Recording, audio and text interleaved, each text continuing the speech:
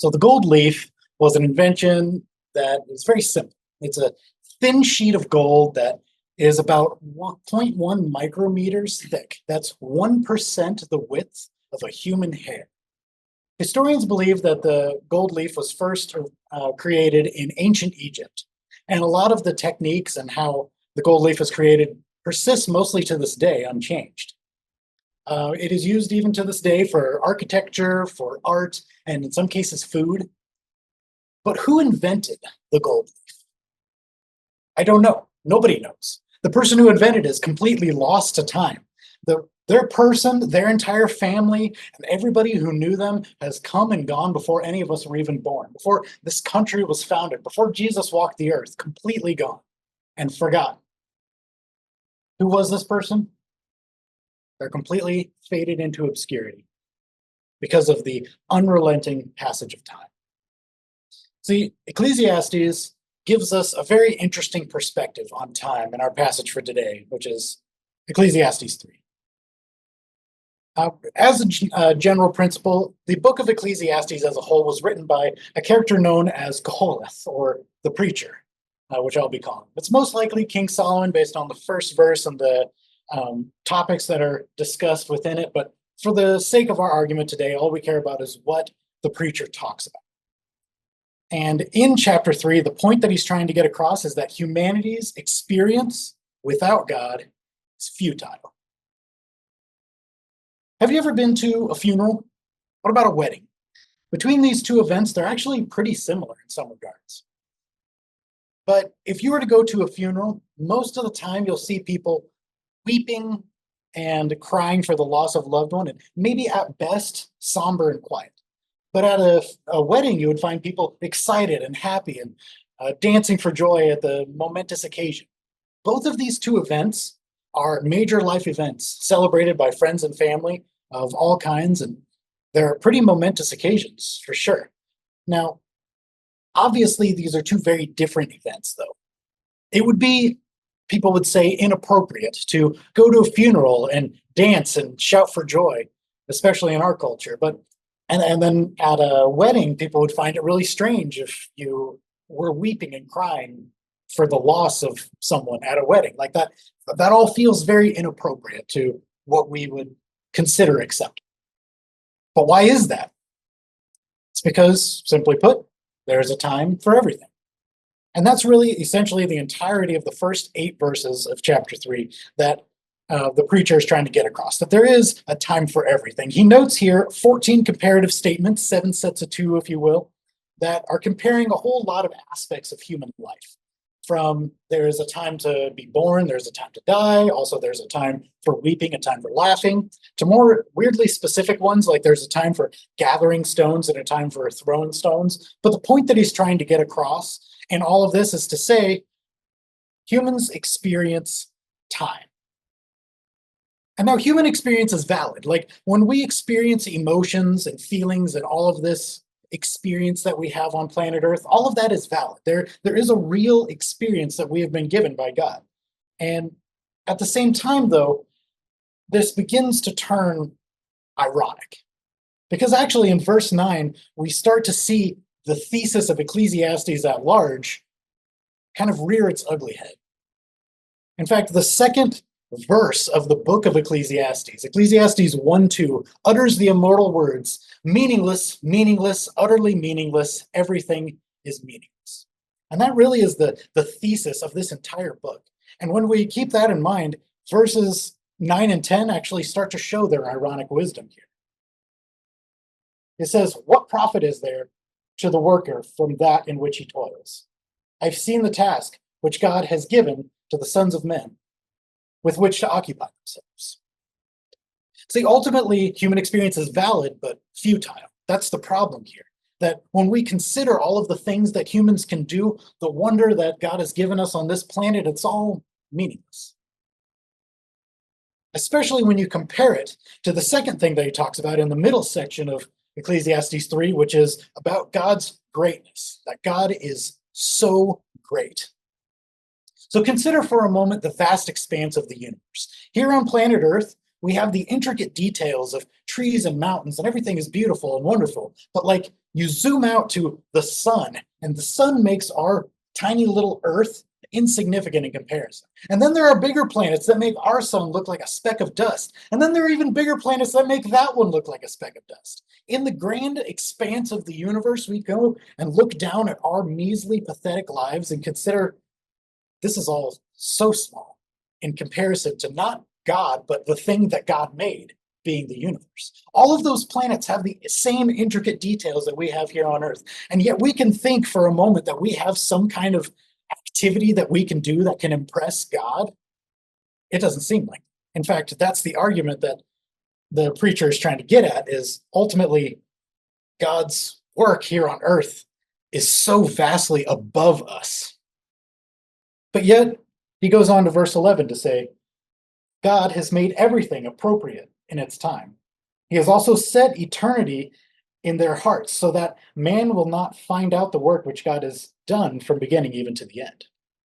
It's actually really ironic because then when you consider the vastness of God's creation, he still managed to want to step down and be with us. He set eternity in the hearts of man. In other words, even though he is so great and we are so insignificant, he took the time to say, I want to be with these people.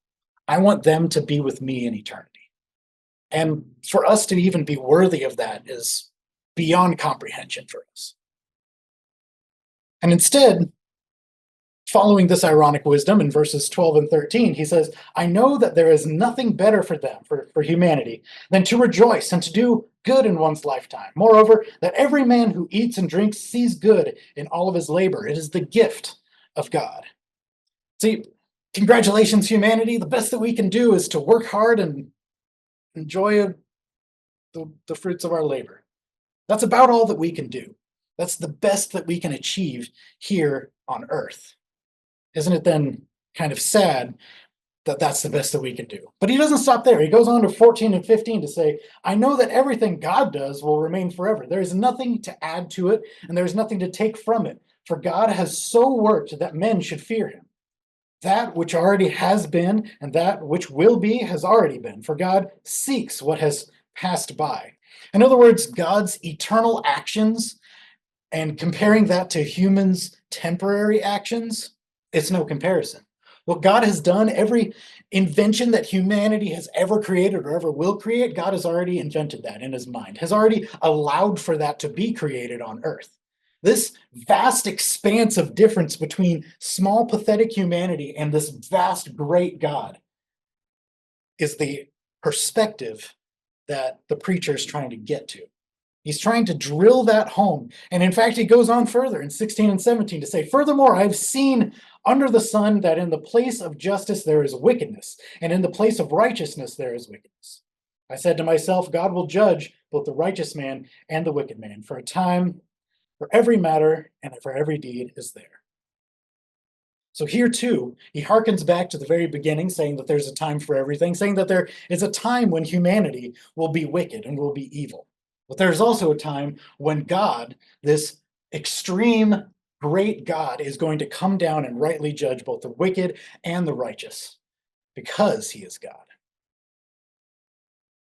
Now, I want to take a small step back here and notice that there is this term that occurs here, especially in verse 16, but also all throughout Ecclesiastes, and that's the idea of under the sun. It is, as we might call it, secular society or the world in Christian terms. In essence, it's humanity when set to its own devices. When humanity is left alone, what will humanity decide to naturally do?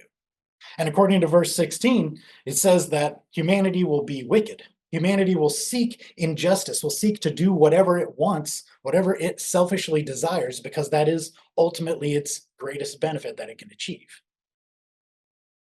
Now, if you're familiar then with the rest of Ecclesiastes 3, he gives a very interesting echo of the very beginning section. So he talks first about how humans experience time, how great God is, and then he goes back to time and says, by the way, humans are mortal.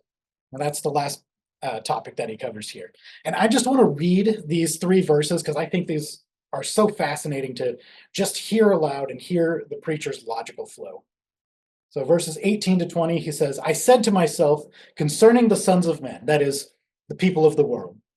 God has surely tested them in order for them to see that they are but beasts. For the fate of the sons of men and the fate of the beasts is the same. As one dies, so dies the other. Indeed, they all have the same breath, and there is no advantage for man over beast, for all is vanity. All go to the same place. All came from the dust, and all return to the dust. See, it's this interesting idea of humans and animals effectively, when left to their own devices, have the same fate. That I would almost argue that it would be better for animals than it would be for humans without God. Because ultimately, humans have a spirit being made in the image of God and having that aspect of their existence. Animals don't have to put up with that. So when humans die, they actually have to put up with something afterwards, whereas animals don't have to. So the animals are actually at a better position than fallen humans. And it's this ironic turn of events that he's trying to push home before he finally gets into his very ending scene here. I just want you to consider for a moment your ancestors. Think about who your ancestors were 100 years ago. Maybe some of you can think, yeah, I know who they are. What about 200 years ago? Number probably drops to zero. What about 300, 400, 1,000, 2,000 years ago? We're not even halfway through history, and like we already have lost track of every single person. You know that they say that after you die, it will take approximately 2 to 3 generations before your memory will be wiped clean from the earth, other than those immortalized in history. And your inheritance that you leave to your children, that all of your entire life savings, all of everything that you've done to accumulate in your lifetime to pass on to your children, to your grandchildren, will be gone in 2 to 4 years. Ask any financial advisor, they say 2 to 4 years, it'll all be as if there wasn't anything. Your entire living wage gone in an instant, before your body even has the time to decompose. So truly, human existence is futile. It's meaningless. There is no purpose to it. Or is there? See, verse 22 gives us this final nugget of ironic wisdom, saying, I have seen that nothing is better than that man should be happy with his activities, for that is his lot. For who will bring him to see what will occur after him? Here he's kind of giving that final nugget of ironic wisdom, saying the best that mankind can do is pleasure, because after he dies, what does he care? He's not going to be alive to see it. Doesn't matter. He's going to be busy with something else. But that's just it, isn't it? Existence is meaningless without God. Because ultimately, that's what everything comes down to. When you consider like existential nihilists, I believe that they have a point in saying that everything is meaningless, but they fail to understand why. Which is why I've come up with my own word over my studies of Ecclesiastes. I like to call it atheonihilism. That is A meaning not, theo meaning God, nihil meaning without or with meaningless or futility, and ism, of course, being the belief thereof. So atheonihilism is simply the belief that without God, everything is meaningless. That's my word, you can have it. In this type of atheonihilistic viewpoint of life, we can truly understand that while the world seeks after its pleasures, ultimately they are all meaningless. But for Christians, for believers, we have this great understanding that the things that we do for God, the only thing that matters. When we have that eternal mindset, like he was talking about, when God puts eternity in the minds and the hearts of men, that's what he's talking about. He wants us to consider that eternal mindset and to serve him.